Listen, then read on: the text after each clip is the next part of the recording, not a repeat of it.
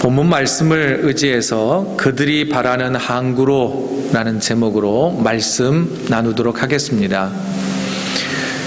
이스라엘은요, 지형적으로 보면 서쪽에는 지중해가 있고, 그리고 아래쪽으로 보면, 남쪽으로 보면 홍해가 있습니다. 그 홍해는 우리가 잘 알듯이 출애굽한 이스라엘 백성들이 마른 땅으로 건넜던 그 지형입니다. 내륙쪽으로 들어오면 갈릴리 바다가 있고, 갈릴리 바다에서 흘러나온 물들은 요단강이 되어서 남쪽으로 흐릅니다. 그리고 남쪽 끝에는 염분이 가장 많은 바다라고 일컬어지고, 그리고 죽은 바다라고 일컬어지는 사해가 자리 잡고 있습니다. 그리고 여러분들 보실 때에 이제 좌측으로 보면 오른쪽 저 끝에 쪽으로 보면 페르시아만이 있고, 그 위에도 또 바다가 자리를 잡고 있습니다. 물론 구약 성경에는 이스라엘 백성들이 배를 타고 항해하는 그 부분들에 대해서는 많이 기록되어 있지는 않지만, 신약 성경 곳곳에서는 예수님의 제자들이 배를 타고 고기 잡으러 갔다, 또 예수님이 배에 오르셨다라고 하는 구절들을 쉽게 만날 수가 있을 것입니다. 이런 지리적인 이유로 인하여서 신구약 성경에는 배를 타고 가다가 풍랑을 만나는 기록들이 몇 군데 있습니다. 그 가운데 대표적인 게 어디냐면 우리가 요나서를 알고 있지요. 요나서는 이런 겁니다. 하나님께서 요나 선지자에게 저 니느웨로 가서 하나님의 메시지를 전달하라 그랬는데, 이 요나가 싫은 겁니다. 그래서 이 다시스로 가는 배, 거꾸로 가는 배를 타고 도망가다가 배가 풍랑을 만나고 배가 다 부셔져서 죽을 위험에 처해집니다. 그런데 하나님께서 큰 물고기를 준비하셔서 요나를 집어삼키게 하시고, 물고기 뱃속에서 3일 동안 머물다가 다시 살아나 니느웨로 결국은 돌아가서 주의 메시지를 전했다라고 하는 그 에피소드를 우리는 어느 정도 알고 있을 것입니다. 또한 신약 성경인 요한복음 6장에 보면 예수님의 제자들이 밤에 갈릴리 바다를 건너갑니다. 건너가다가 한 중간쯤 갔을 때에 풍랑을 만나게 돼요. 그래서 힘겹게 사투를 벌이다가 예수님이 그 힘겹게 노젓는 제자들에게 물 위를 걸어가셔서 풍랑을 잠잠하게 하시고 그들이 가려고 했던 이 갈릴리 바다 건너편으로 건너가게 하시는 기적의 사건이 기록되어 있습니다. 또 하나는 신약성경 사도행전 27장입니다. 사도행전 27장에 보면 사도 바울이 예루살렘에서 이제 지중해를 건너 로마에 가서 복음을 전하려고 합니다. 그래서 이제 이 상선을 타고 지중해를 건너가다가 유라굴로라고 하는 이 강풍을 만나요. 태풍을 만나는 겁니다. 그래서 배가 완전히 파산되고 맙니다. 파산되었는데 그때 성경에 보면 나무 조각, 널빤지 같은 것을 의지해서 육지에 상륙하게 되고 그곳에서 목숨을 건지게 됩니다. 그리고 나서 결국은 그 풍랑을 만났지만 하나님의 은혜로 사도 바울은 로마로 가게 되었고 로마에서 복음을 전하게 되는 그런 기록이 사도행전 27장에 기록되어 있습니다. 이 세 가지의 이 성경에 기록되어 있는 에피소드들 가운데 요나를 한번 생각해 보죠. 요나는 하나님의 뜻에 거역해서 도망가다가 풍랑을 만났으니 그도 그럴 법해 보입니다. 왜냐? 하나님의 뜻에 배반했기 때문에 혼나는 것도 그럴 수 있겠다 싶지 않습니까? 그런데 요한복음 6장에 등장하는 예수님의 제자들, 그리고 사도 바울은 다릅니다. 요한복음 6장에서 예수님의 제자들이 갈릴리 바다를 거슬러서 이 건너편으로 갈 때 그들이 가고 싶어서 간 게 아닙니다.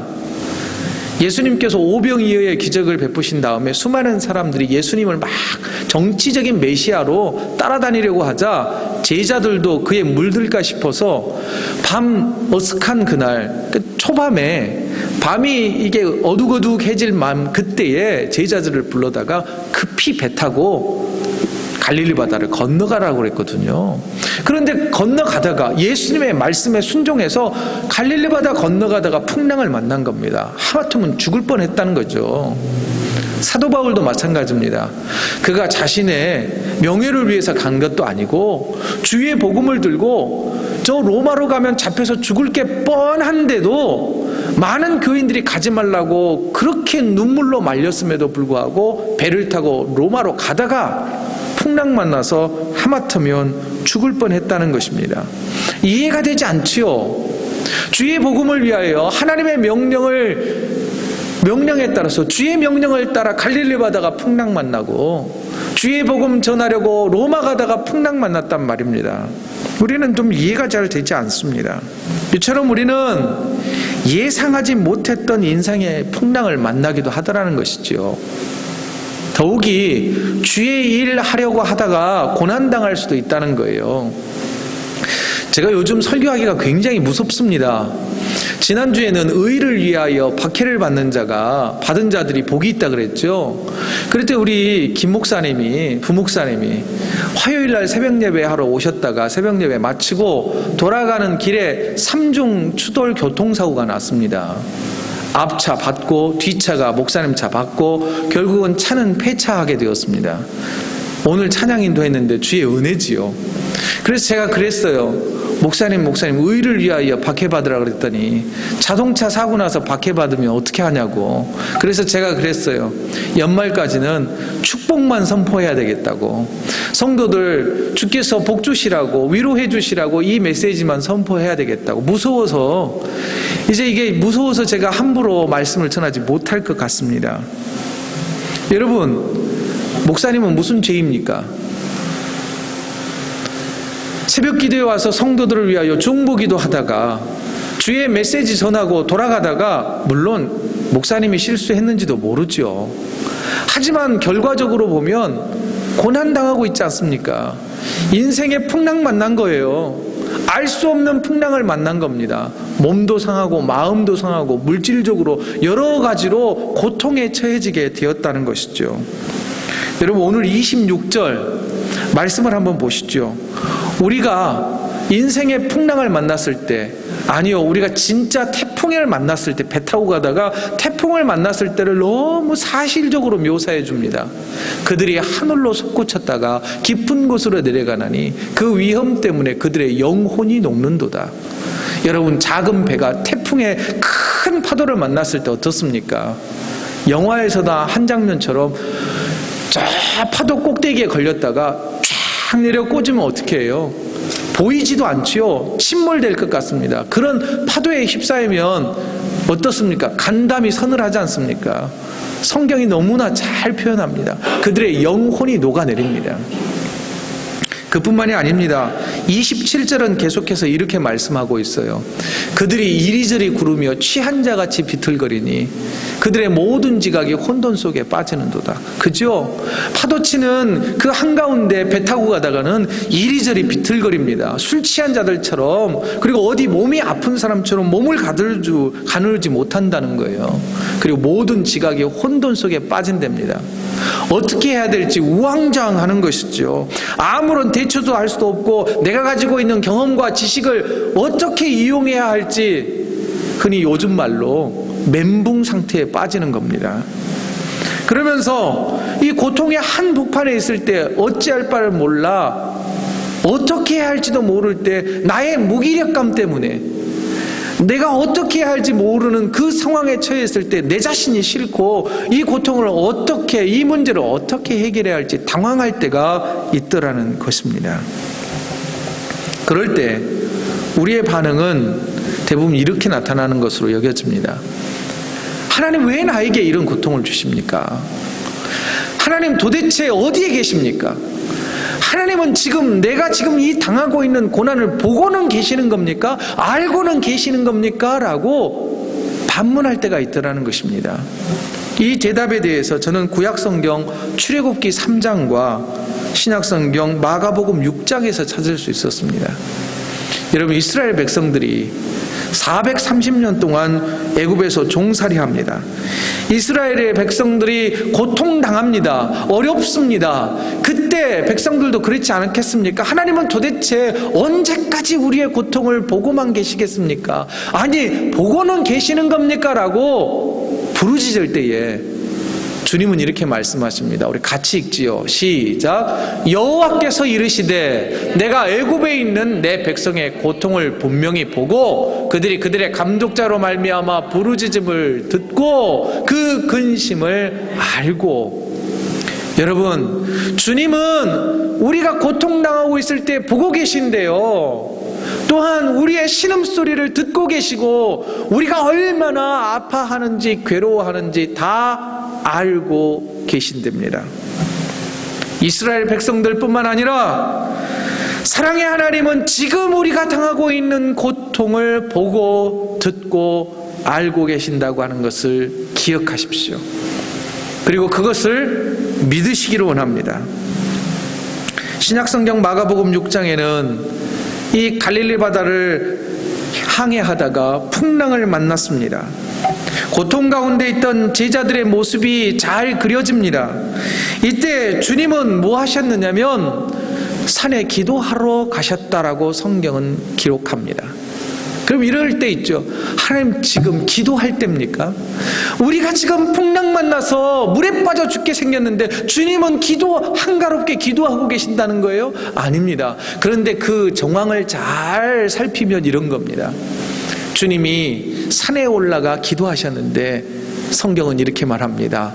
마가복음 6장 48절에 바람이 거스름으로 제자들이 힘겹게 노젓는 것을 보시고, 기도하시면서 계속해서 제자들이 이 어두운 밤에 갈릴리 바다를 잘 건너가고 있는지 보고 계시면서 그들을 위하여 중보하고 계셨다는 것입니다.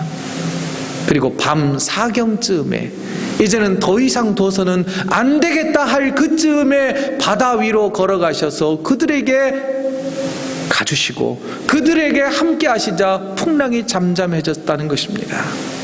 여러분, 분명히 우리가 힘들어하고 있는 그때에 주님은 우리를 위하여서 우리 뒤에서 기도하고 계시고 보고 계신다고 하는 사실을 기억하십시오.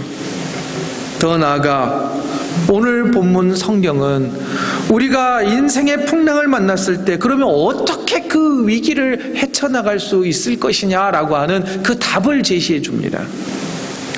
본문이 28절의 말씀입니다. 본문 28절의 말씀 우리 함께 읽지요. 시작. 이에 그들의 고통 때문에 여호와께 부르짖음에 그가 그들의 고통에서 그들을 인도하여 내시고. 여러분, 이 문제를 해결할 수 있는 단 한 가지 방법은 고통 때문에 여호와께 부르짖을 때에 주님께서 그 고통의 문제를 해결해 주신다라고 하는 것입니다. 그런데 여러분, 여기에서 부르짖음에라고 하는 이 단어의 시제가 굉장히 중요합니다. 이 시제는요, 미완료예요. 완료되지 않았습니다. 계속 진행 중이라는 것입니다. 이 말씀은 뭘까요? 데살로니가전서에서는 우리에게 사도 바울을 통하여 이렇게 말씀합니다. 쉬지 말고 기도하라. 고통이 있을 때 쉬지 않고 기도한다는 것은 쉽지 않습니다. 여러분, 고통이 계속되는데 어떻게 기도가 될까요? 고통이 지속되고 있을 때는 우리의 믿음이 막 흔들리기 시작을 합니다. 여러분, 좀 전에 우리가 보았던 이 성경 말씀처럼 취한 자들처럼 이리저리 비틀거린다는 것입니다. 어찌할 바를 몰라 당황한다는 것입니다. 사탄은 또한 고통을 이용해서 우리의 믿음을 끌어내리려고 합니다. 그뿐만이 아니죠. 여러분, 성경에 보면 고통당하는 대표적인 사람 욥이 있지 않습니까? 그때 친구들은 절대 가만두지 않습니다. 우리가 고통의 한복판에서 막 헤매고 있을 때, 고난당하고 있을 때 좀 주변 사람들이 좀 도와주면 얼마나 좋을까요? 그런데 욥의 세 친구들은 찾아와서 한다는 소리가 뭔가 죄지었으니까 그렇지, 혹시 하나님 앞에 잘못한 거 있으면 빨리 회개해, 이런 말 하고 있다는 거예요. 우리 주변의 사람들도 그런다는 거 아닙니까? 그때 우리가 지속적으로 기도한다는 것은 쉽지 않습니다. 그럼에도 불구하고 오늘 시편 기자는 우리에게 말합니다. 그들이 그 고통 때문에 여호와께 부르짖음에 쉬지 말고 기도해야 한다는 것입니다. 이 본문의 내용은요, 상황이 점점 좋아진다는 표현이 아닙니다. 상황이 점점 악화되는 상황 속에서도 기도하기를 쉬지 않고 부르짖을 때에 하나님께서는 그 고통의 문제를 해결해 주신다는 것입니다. 그들의 고통에서 그들을 인도하여 내신답니다. 구원하여 내신답니다. 이 사실을 믿으시면서 기도하는 저와 여러분 되기를 원합니다. 그 근거를 어디서 찾을 수 있느냐? 다시 430년 동안 애굽에서 종살이하던 이스라엘 백성들의 역사를 보시죠. 여러분, 이스라엘 백성들이 종살이할 때에 요셉이 총리에 있을 때에는 괜찮았습니다. 성경도 이렇게 기록합니다. 요셉을 알지 못하는 왕들이 애굽을 다스리기 시작하자, 이집트의 왕이 되기 시작하자 이스라엘 백성들은 고난에 처해지게 됩니다. 그 고난이 한두 해가 아닙니다. 100년이 넘는 수백 년 동안 계속 이어집니다. 그때 그들은 하나님께 부르짖었습니다. 탄식했습니다. 성경은 분명하게 말합니다. 그 탄식하는 소리를 주께서 들으셨답니다. 듣고 알고 계셨답니다. 그래서 이스라엘 백성들에게 출애굽의 은혜를 허락해 주신 것입니다. 그렇다면 사랑하는 성도 여러분, 인생의 풍랑을 만나 고통 가운데 계신다면 그때에도 기도하셔야 합니다. 포기하지 않고 쉬지 않고 기도해야 한다는 것입니다. 그때 우리 주님께서 우리를 그 고통에서 이끌어 내주신다고 하는 이 사실을 믿으시기 바랍니다. 다른 한 가지가 있습니다. 우리가 기도할 때에 하나님의 능력을 신뢰하며 기도해야 하는 것입니다. 오늘 본문 23절을 보시죠. 23절의 시작은 이렇게 기록되어 있습니다. 배들을 바다에 띄우며 큰 물에서 일하는 자는 이라고 되어 있습니다. 구약 성경에 보면 배 타고 어디를 나가거나 항해하는 내용이 그다지 많지는 않습니다만은 솔로몬 왕 이후로 이스라엘은요, 이 홍해 저 끝자락 부분에 있는 에시온게벨이라고 하는 항구를 중심으로 해서 무역업을 활발하게 했습니다. 이런 것을, 이 역사적인 증거를 볼 때에 이 구약 성경의 성도들 가운데도 이스라엘 백성들도 이 배를 이용하는 일들을 많이 했다고 하는 것을 알 수가 있지요. 곧 파도와 바람을 이용할 줄 아는 뱃사람이 분명히 있었다는 것입니다. 그러나 뱃일로 뼈가 굵어진 사람들이라 할지라도 큰 파도 앞에서, 강한 바람 앞에서는 아무것도 할 수 없는 존재다라고 하는 것이지요. 예전에 같은 교회에서 이 목회사역을 했던 목사님이 계셨습니다. 그 목사님은 해양대학을 나와서 1등 항해사로 수년간 배를 타고 다녔었대요. 그리고 이제 배 타는 일을 그만할 때는 선장 자격증을 취득했다고 그래요. 그 목사님이 이 항해하는 일, 풍랑 만나는 일을 할 때는 너무 실감나게 잘 설명을 해줍니다. 저는 산골에 살았어요. 그리고 저희 주변에는 주로 논밭이 많았습니다. 그래서 제가 씨 뿌리는 자의 비유는요, 제가 너무나 잘 설명할 수 있는데 이게 풍랑 만나는 일은 좀처럼 잘 이해가 되지 않습니다. 풍랑 만나는 일이라고는 장마철에 저희 동네 저수지에서 작은 배 타고 놀다가 물에 빠져서 죽을 뻔한 거, 그거밖에 기억이 남지는 않습니다. 그런데 이 목사님이 이 이야기를 하시더라고요. 300m가 넘는 화물선을 오랫동안 타고 다녔었대요. 그런데 가다가 풍랑을 만나면 이 300m나 되는 어마어마한 이 거대한 배가 파도 앞에서 엿가락처럼 꿀렁꿀렁한답니다. 그리고 1등 항해사이기 때문에 어쨌든 이 풍랑을 헤쳐나가기 위한 가장 최적의 경로를 찾는답니다. 그러나 이 뱃사람들이 제일 무서워하는 것은 이거라고 그래요. 그 목사님이 말씀은 그래요. 큰 파도가 일어나는데 또 하나의 파도가 양쪽에서 일어난답니다. 그런데 만일 이 두 파도의 꼭지점에 배가 걸리는 그런 상황이 되면 절반으로 두 동강 날 수도 있대요. 그런데 그 위기를 만나는 경험들이 몇 번 있었다고 그럽니다. 그때 그 목사님 말이 그래요. 내가 할 수 있는 건 아무것도 없었답니다. 1등 항해사인데, 선장 면허가 있었는데, 수십 년 동안 배 타고 태평양을 건너고 지중해를 가고 안 가본 나라 없이 다 가셨더라고요. 그런데 그 바람 앞에서는, 파도 앞에서는 아무것도 할 수 없었답니다. 그때 우리가 선택할 수 있는 단 한 가지는 바람도 파도도 주관하실 수 있는 하나님을 의지할 수밖에 없더라는 것이죠. 요한복음 6장에 보시면 실제로 예수님의 제자들은 갈릴리 바다에서 어부로 잔뼈가 굵은 사람들 아닙니까? 어디 밤에만 어디 나가서 밤이든 어디든 바람 불든 어떻든 생업이 물고기 잡는 어부들이었기 때문에 갈릴리 바다는 눈에 훤합니다. 그런데 제자들이 이 초저녁에 배 타고 가다가 풍랑을 만납니다. 이 풍랑이 얼마나 거세였던지 아무리 배를 노저 보았지만 이 파도를 헤쳐나갈 길이 없었습니다. 성경에 보면 이렇게 기록되어 있습니다. 이 육지에서 약 10여리쯤 건너갔대요. 심리는 약 4km 정도 되지 않습니까? 이 배 타고 한 4km 나오는 거예요.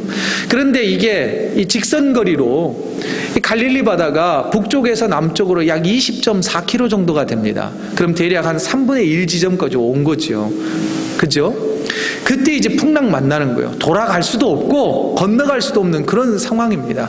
그런데 시간을 따져보자면 예수님께서 풍랑 만나 죽을 위경에 처해 있던 그 제자들을 구원해 내리실 때가 밤 사경이었습니다. 밤 사경은 대략 새벽 3시, 4시쯤입니다. 그럼 시간을 한번 계산해 보죠. 초저녁에 배 타고 가다가 풍랑 만났는데 새벽 3, 4시까지 풍랑과 사투를 벌이는 겁니다. 대략 몇 시간쯤 될까요? 적어도 6, 7시간은 죽을 힘을 다해서 이 파도와 싸웠던 거 아닙니까? 그러나 그들이 할 수 있는 거라고는 아무것도 없었습니다. 결국 주님이 그들을 향하여 풍랑이는 바다를 걸어서 제자들에게 가셨다는 거 아닙니까? 그때에 풍랑이 잦아들게 되었던 것입니다. 여러분, 우리가 기억해야 할 것은 뭐냐면 바로 이런 겁니다. 큰 인생의 파도 앞에서 내가 어떻게 할 수 없는 문제를 만났을 때 있지 않습니까? 그때도 씨름하실 겁니까? 그때도 어떻게든 내 힘과 지혜와 능력으로 해보려고 무엇이든지 다 끌어당겨서 이것 내가 해결해 봐야지, 아무리 힘쓴들 해결할 수 없습니다. 그때에는 주님 앞에 무릎을 꿇으셔야 하는 것입니다. 천지 만물을 다스리시고 모든 것을 가능하게 하시는 하나님께 무릎을 꿇어 어떻게 해야 돼요? 오늘 본문은 부르짖어야 합니다. 부르짖어 기도할 때에 하나님이 그 위기 가운데 우리를 구원해 내실 줄로 믿습니다. 이제 마지막입니다. 시편 107편 30절은 이렇게 되어 있습니다. 그들이 평온함으로 말미암아 기뻐하는 중에 여호와께서 그들이 바라는 항구로 인도하시는 도다. 여러분, 여러분들이 가본 항구 가운데 가장 아름다운 항구는 어디십니까? 시드니 항일까요? 베네치아 항일까요? 저 맛있는 도너츠가 있는 딥코브 항일까요? 어디입니까? 우리가 바라는 항구, 이 바라는 항구는 어찌 보면 우리가 원하는 소망하는 게 무엇냐라고 하는 질문일 수도 있습니다. 여러분, 이 모든 고난이 끝나서 여러분들이 원하는 항구는 어디이십니까? 잘 되고 잘 먹고 행복하고 건강하고 성공하고 명예를 얻는 것이 주님이 원하시는 항구일까요? 우리가 바라는 인생의 목적지인 항구일까요? 전혀 그렇지 않다는 것입니다. 그것을 주지 않는다는 게 아니라 그것만을 목적으로 해서 살아서는 안 된다라고 하는 것입니다. 여러분, 우리 주님이 베푸시는 은혜는 단순한 이 세상적인 축복이 아니라는 거예요. 여러분, 주님이 원하시는 우리 그들이 바라는 항구로 인도하신다는 것은 하나님이 가게 하시는 항구는 따로 있다는 겁니다. 여러분, 명령에 순종하지 않아서 니느웨로 갔다가 결국은 다시스 항해로 갔다가 하나님 피해서 갔던 그 요나는 어떻게 되었습니까? 풍랑 만나서 결국은 주님이 가라 하신 니느웨 항으로 가고 말았습니다. 가야만 했습니다. 여러분, 사도 바울이 있습니다. 풍랑 만나서 죽을 뻔했습니다. 그러나 여러분, 그 풍랑 가운데 단 한 명도 죽지 않았습니다. 그 배에는 276명이나 되는 엄청난 많은 사람들이 배를 타고 있었지만 단 한 명도 죽지 않고 다 살아났습니다. 그리고 멜리데 섬이라는 곳에서 3개월 동안 머물러 있었습니다. 그때 하나님의 기적을 많이 체험합니다. 독사에 물렸는데도 죽지 않습니다. 또한 많은 병자들을 기도함으로 낫게 해주셨습니다. 여러분, 풍랑 만났을 때 하나님의 은혜가 있다는 것입니다. 그리고 결국 사도 바울을 이끌어서 로마 항으로 가게 하셨다는 것이에요. 또한 여러분, 갈릴리 바다에서 풍랑을 만나 죽을 지경에 처했던 그 제자들 어떻게 했습니까? 여러분, 요한복음 6장 21절에는 기록되어 있습니다. 이에 기뻐서 배로 영접하니 배는 곧 그들이 가려던 땅에 이르렀더라. 여러분, 누구를 영접해 드리는 겁니까? 예수 그리스도를 그 배로 영접해 드리자 그들이 가려던 땅에 이르게 되었다는 겁니다. 결국은 뭐예요? 실질적으로 말하자면 이 갈릴리 바다를 건너간 거예요. 이걸 좀 더 영적인 해석을 해보자면 우리들이 목적하는 그 항구로, 우리들이 목적하는 그 영혼의 목적지에 다다를 수 있었다는 것입니다. 그러면 그걸 누가 해주신 겁니까? 주님이 해주셨다는 것이지요. 여러분, 그들이 바라는 항구로 가는다는 이 말은 뭐냐? 결국은 그 항은 누구의 품이냐? 예수 그리스도의 품이요 하나님의 품이라는 것입니다. 풍랑 만난 배들이 결국은 항구로 피하듯이 주님께 피하는 자들이 보호받고 주님의 품에 거하는 자들이 위로받을 수 있다라고 하는 아주 단순한 진리를 오늘 메시지는 우리에게 강조해주고 있다는 것입니다.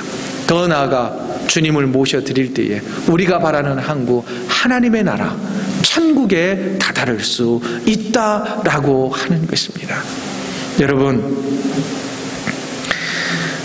혼자 해결할 수 있다고 버티지 마십시오. 풍랑 만나 힘들다면 주님을 모셔드리십시오. 주님을 의지하십시오. 우리가 피할 그 방법은, 피할 항구는 주님밖에 없기 때문입니다. 주님의 이름을 부르는 자들, 주님께 부르짖어 기도하는 자들의 삶 가운데 일어나는 그 파도와 풍랑을 잠잠하게 하실 것입니다.